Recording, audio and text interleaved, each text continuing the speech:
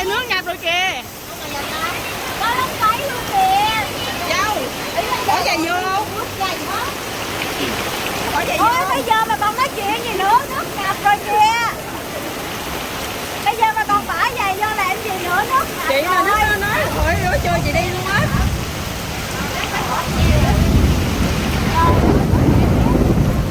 Cái gì vậy Châu?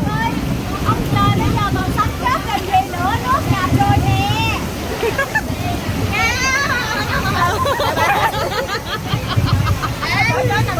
Ôi ơi, sao nằm xuống nhảy cái đầm đầm đầm đầm đầm. Bây giờ